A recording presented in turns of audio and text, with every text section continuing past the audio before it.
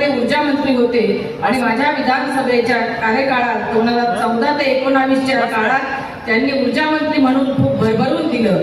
या कोपरगावमध्ये जी रखडलेली कामं होती ते मला त्यांनी अनमोल सहकार्य केलं. त्यामुळे निश्चित आपण त्यांचे धन्यवाद मानले पाहिजे. कोपरगाव शहरातल्या SHM कॉलेज जवळचं जे महापारेषणचं 220 kVचं उपकेंद्र होतं ते काम मंजूर करून त्यांनी कार्यान्वित केलं, त्याबद्दल साहेबांचे आभार. कोपरगाव औद्योगिक वसाहतीमध्ये खूप विजेचा प्रश्न होता आणि म्हणून कारखानदारांना पुरेशा दाबाने वीज पुरवठा होत नसल्यामुळे ते वारंवार तक्रारी यायच्या. तो संपूर्ण विषय समजून घेत त्यावेळी साहेबांनी सविस्तर विषय समजून घेतल्यानंतर नवीन 5 MVAचे रोहित्र बसवून कार्यान्वित केले. विजेचा कायमचा प्रश्न मार्गी लावल्यामुळे कारखानदारांना त्या उद्योगाला निश्चितच चालना मिळाली. त्याबद्दल नामदार साहेबांचे मी मनापासून आभार मानते. मतदारसंघात जवळजवळ 4 ठिकाणी नवीन सबस्टेशनची त्यांनी मंजुरी दिली. तळेगाव, मळे, काकडी, संवत्सर, शिंदवे आणि त्याचबरोबर चांदे कसारे आणि ब्राह्मणगाव कोकमठाणचे सुद्धा त्यांनी त्या कार्यकाळात मंजुरी दिलेली आहे. कोपरगाव मतदारसंघातील शहरी ग्रामीण भागात 185 ट्रान्सफॉर्मर, इतिहासात कधी एवढे ट्रान्सफॉर्मर आपल्या कोपरगावला आले नाही. एवढे ट्रान्सफॉर्मर आपल्याला मंजूर करून साहेबांनी सहकार्य केलं होतं आणि म्हणून सुरेगावचा सोलर प्लॅन्ट मंजूर करून तोही कार्यान्वित केला. मतदारसंघातील 2004 ते 14 या काळातील सर्व प्रलंबित कामांना साहेबांनी खूप भरीव मदत दिली आणि म्हणून त्याबद्दल खूप आभार मानते मी मनापासून सगळ्या मतदार बंधू भगिनींच्या वतीने. आपल्या या कोपरगाव विधानसभा मतदारसंघामध्ये तर साहेबांनी सहकार्य केलं, पण आज नगरपालिकेतले प्रलंबित प्रश्न खूप मोठे आहेत आणि ते विशेषतः आपली घरं आपल्या नावावर नाही. साहेबांकडे महसूल खातं आल्यापासून अतिशय दमदार कामगिरी, तातडीने तत्पर निर्णय आणि अतिशय मेहनती महसूल मंत्री आपल्याला मिळाले असल्यामुळे निश्चितच आपल्याला आपलं काम होईल याच्यावर माझा विश्वास आहे. आणि आपल्या महिला भगिनींना मी एकच सांगते, देवाभाऊंनी तर विश्वास दिलाय लाडक्या बहिणींना. कधी आपण कोणाचे लाडके होतो का हो? आपल्या नावावर कधी 4 पैसे तरी कोणी विचार केला होता का? परंतु आमच्या भारतीय जनता पार्टीच्या सरकारमध्ये आपल्या माता भगिनींचा विचार केला गेला आणि त्याचबरोबर 50% ST मध्ये आपल्याला तिकीट केलं गेलं. असे खूप महिलांसाठी चांगले निर्णय, अगदी महिला बचत गटांसाठी सुद्धा अतिशय चांगले निर्णय घेतले गेले. आणि माझ्या कार्यकाळाची सुरुवात राजकारणात नाही झालेली, मी समाजकारण गेल्या 20-25 वर्षापूर्वी महिला बचत गटाच्या कामाची सुरुवात केली आणि म्हणून महिलांचं आणि माझं एक वेगळं प्रेमाचं नातं आहे आणि कुठेतरी नात्यामध्ये काहीतरी व्हावं आणि आपला फायदा व्हावा म्हणून महिलांना भडकवलं जातंय. परंतु महिलांना मी तुम्हाला सांगते, ग्रामीण भागामध्ये गारमेंट क्लस्टर कुठेही नाही, पण आपल्या कोपरगावमध्ये आपण इथं औद्योगिक वसाहतीमध्ये गारमेंट क्लस्टर सुरू केलं आणि जवळजवळ 250-300 महिला तिथं काम करत आहे. आणि म्हणून रोजगार उपलब्ध करून देण्यासाठी ग्रामीण भागातलं पहिलं कॉल सेंटर की ज्यांची मुलं 12वी पर्यंत शिकू शकली, त्यांच्या हाताला काम नाही, त्यांच्यासाठी आपण ग्रामीण भागातलं पहिलं कॉल सेंटर सुरू केलं आणि 1001 मुलं मुली तिथं स्त्रिया महिला काम करत आहे. त्याचबरोबर विवेक भाईंनी वेळोवेळी रोजगारासाठी काम केलं, रोजगार मेळावे घेतले की आपल्या भागातल्या तरुणांना हाताला काम मिळालं पाहिजे. आणि म्हणून कोले परिवार पराभव झाला आणि म्हणून थांबला असा मुळीच नाही.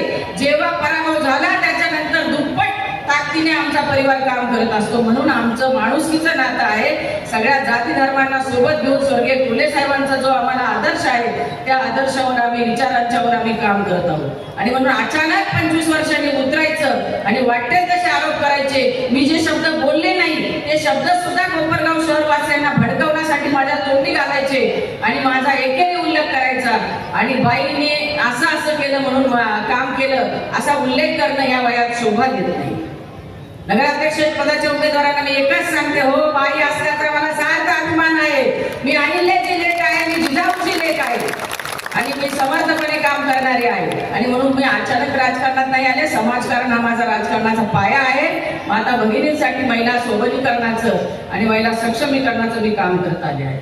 आणि म्हणून सगळ्यात महत्वाचं काम येत्या काळात स्वच्छ पाणी पुरवठा शहराला व्हावा म्हणून धरणातून पाईपलाईन जर मिळाले तर बरं होईल म्हणून देवाभाऊंनी मदत करायचं ठरवलं. यांना वाटलं स्वच्छ पाणी आलं तर काय, कायमच आमदारकी यांच्याकडे राहील म्हणून त्याच्यात अडथळे आणण्याचे प्रयत्न केले आणि आता चोराच्या उलट्या बोंबा चालल्याय की कोलेताईंनीच अडथळे आणले. अहो, मी माता भगिनी मधली एक आहे. महिलांना पाण्याचा प्रश्न किती गंभीर असतो याची मला जाणीव आहे आणि माझं तेच एक स्वप्न होतं की महिलांचा पाण्याचा प्रश्न सोडवायचा.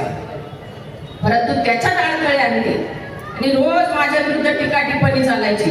अशा पद्धतीने मला उलट त्रास देण्याचा प्रयत्न केला.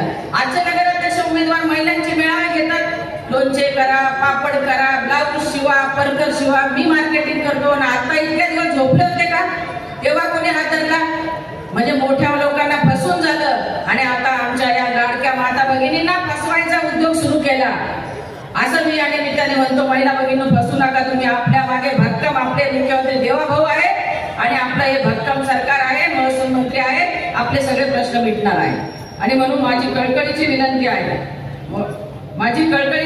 आहे साहेब, आमच्या नगर परिषद हद्दीमध्ये 20 झोपडपट्टी आहे. हनुमान नगर, दत्तनगर, महादेव नगर, गोरोबा नगर, गजानन नगर, लिंबारा मैदान, गांधीनगर, टिळक नगर, संजय नगर, सुभाष नगर, साई नगर, येवला रोड, लक्ष्मी नगर, खडकी, जिजामाता उद्यान, टाकी नाका पाठीमागची बाजू आहे, कोपरगाव बेट, अशा अनेक ठिकाणी आमच्या या शासकीय जमिनीवर साधारणपणे शहरातली 5,570 कुटुंब अतिक्रमणात आहेत. ते कायमस्वरूपी रहिवासी तिथं आहेत, परंतु सातबारा किंवा हक्काच्या स्वमालकीची जागा मिळाली म्हणून रहिवाशांनी, आमच्या सगळ्या नागरिकांनी आपल्याला कळकळीची विनंती केली आहे.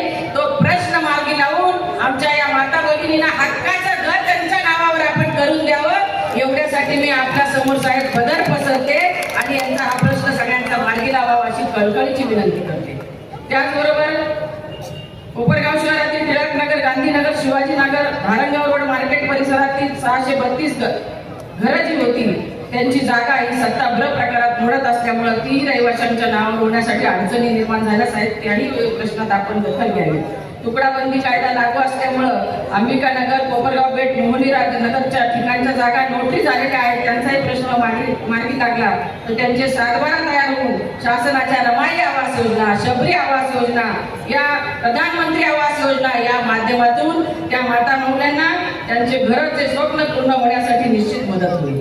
कोपरगाव शहरात 2012 आणि 24 साली अतिक्रमण काढली गेली, त्यांचेही प्रश्न प्रलंबित आहेत. इथे समोर इंदिरा शॉपिंग सेंटर आहे, त्याची ही इमारतीची दुरावस्था झालेली आहे, ती आम्हाला नवीन बनवायची आहे. साहेब, कोपरगावच्या माझ्या आमदारकीच्या कार्यकाळात या शहरामध्ये हद्दवाढ झाली, त्या हद्दवाढीमध्ये अनेक प्रश्न प्रलंबित आहेत. मधल्या काळामध्ये प्रशासकीय अधिकारी, आमदारांचे पीए आणि यांचा चाललेला सावळा गोंधळ आणि नगरपालिकेत आपण जी घरपट्टी आणि पाणीपट्टी भरतो त्याची उधळपट्टी झाली.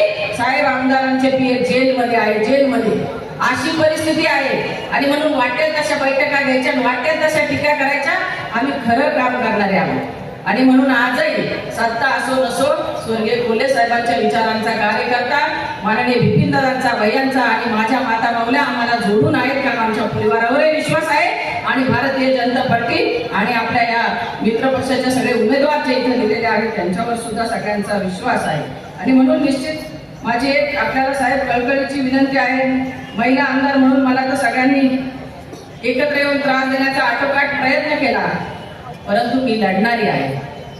मी या माता भगिनींना घडवता साहेब मी घडली असं मी म्हणते. महिला मंडळातून विधिमंडळात पर्यंत गेले, पण राजकीय उरघोड्या होत असतात, परंतु तरी सुद्धा आम्ही थांबलोही नाही, थकलोही नाही आणि काम करतच आहे. आणि म्हणून माझी एक विनंती आहे साहेब, आमच्या या सगळ्या मागण्या आम्ही ज्या मांडल्या त्या आपण पूर्ण कराव्यात. आणि मतदार बंधू भगिनींना मी पुन्हा कळकळीची विनंती करते की आमच्यावर विश्वास ठेवा, मुख्यमंत्र्यांवर विश्वास ठेवा, महसूल मंत्र्यांवर विश्वास ठेवा आणि सरकारवर विश्वास ठेवून आपण आमचे नगराध्यक्ष पदाचे तरुण, तडफदार, धावपळ करणारे, धडपड करणारे, सामान्य गरीब माणसासाठी धावणारे जे उमेदवार आहे पराग भाऊ सरदार यांना आपण नगराध्यक्ष म्हणून आपली सेवा करण्याची संधी द्या. आणि आमचे नगरसेविका आणि नगरसेवक जे इथं आहेत त्यांच्याही कमळ या चिन्हावर, छत्री कपश या चिन्हावर बटन दाबून आपण आपली सेवा करण्याची संधी द्यावी अशी कळकळीची विनंती मी आपल्याला करते. जय हिंद, जय महाराष्ट्र, जय कोपरगाव.